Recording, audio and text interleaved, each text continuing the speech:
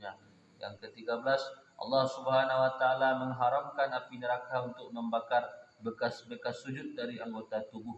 14, amalan yang paling disukai oleh Allah Subhanahu wa taala adalah solat yang dilaksanakan pada tepat waktunya. Yang ke-15, keadaan yang paling disukai oleh Allah Subhanahu wa taala dari hambanya adalah ketika mereka sujud. 16, hamba itu paling dekat dengan rahmat Allah Subhanahu wa taala ketika ia sujud. 17, solat adalah kunci syurga. 18, jika seseorang berdiri untuk solat, pintu-pintu syurga akan dibuka dan Allah Subhanahu wa taala akan menyingkapkan hijab antara Allah Subhanahu wa taala dan orang itu selama ia tidak sibuk dengan batuk dan lain-lain. 19, orang yang sedang solat adalah sedang mengetuk pintu Raja Maharaja. Pasti pintu yang selalu diketuk akan dibuka.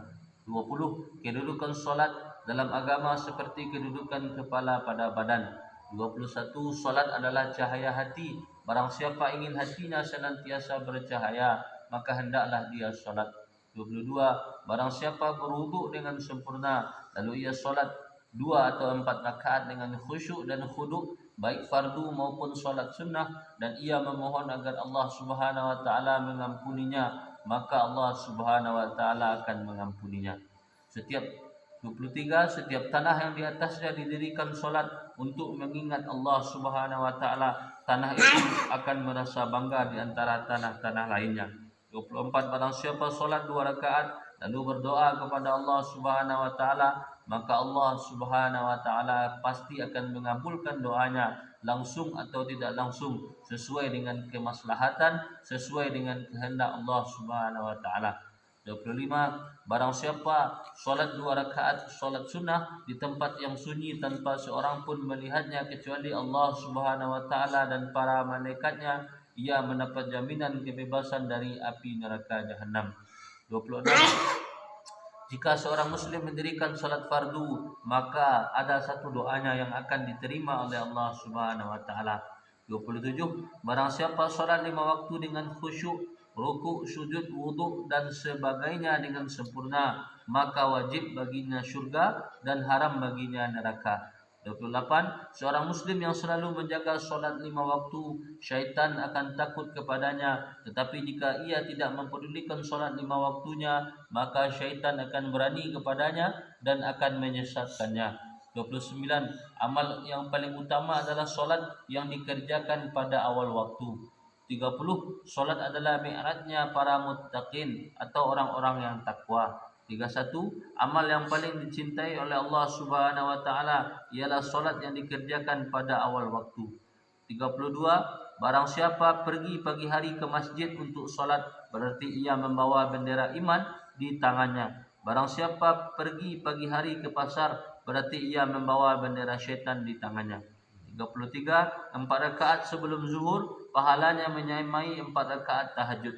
4 rakaat sebelum zuhur dihitung sama dengan 4 rakaat solat tahajud. 35, rahmat Allah Subhanahu wa taala bercucuran kepada orang yang berdiri dalam solat. 36, sebaik-baik solat setelah solat fardu adalah solat tengah malam, tetapi sangat sedikit orang yang mengerjakannya. 37, malaikat Jibril alaihissalam datang kepadaku dan berkata, ya Muhammad, berapa lama pun engkau hidup, suatu saat engkau akan mati. Siapapun yang engkau cintai, suatu hari engkau akan berpisah dengannya. Apapun yang engkau kerjakan, baik ataupun buruk, sesungguhnya engkau akan menerima balasannya. Tidak diragukan lagi bahwa keluhuran seorang mukmin adalah solat tahajud, dan kemuliaan seorang mukmin adalah dalam sifat istighna, tidak mengharap bantuan orang lain. 38, 2 rakaat solat di akhir malam lebih berharga daripada seluruh kekayaan di dunia ini. Jika tidak karena khawatir memberatkan umatku, aku akan mewajibkan solat tahajud kepada mereka. 39, jagalah solat tahajud, karena tahajud adalah amalan para salihin, penyebab dekat dengan Allah Subhanahu wa taala, menghentikan perbuatan dosa, menyebabkan diampuninya kesalahan dan menyehatkan badan.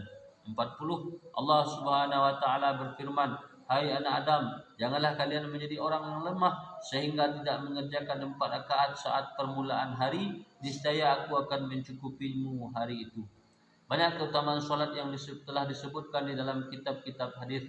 40 hadis di atas kiranya sudah mencukupi. Jika ada yang menghafal ke-40 hadis ini, maka ia akan mendapatkan keutamaan menghafal 40 hadis baginda Nabi sallallahu alaihi wasallam. Di antara fadilahnya, Allah Subhanahu wa taala akan membangkitkannya bersama para alim ulama. Jelaslah solat merupakan kekayaan yang sangat berharga. Kekayaan tersebut hanya dapat dirasakan oleh orang yang telah dikaruniai kenikmatan dalam solat. Demikian besar kenikmatan itu sehingga Nabi sallallahu alaihi wasallam bersabda, "Sejuknya mataku ada di dalam solat."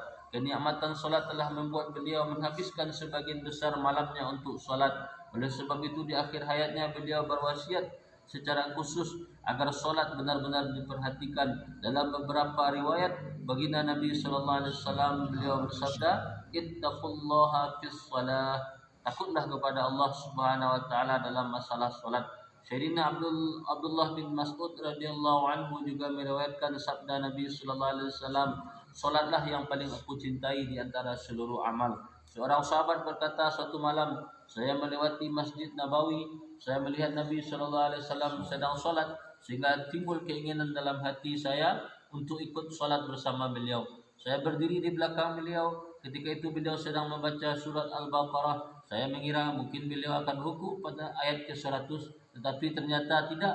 Saya mengira mungkin akan berhenti pada ayat ke-200, tetapi sampai di sini pun beliau tetap belum berhenti. Sehingga saya mengira mungkin beliau akan berhenti setelah selesai surat Al-Baqarah.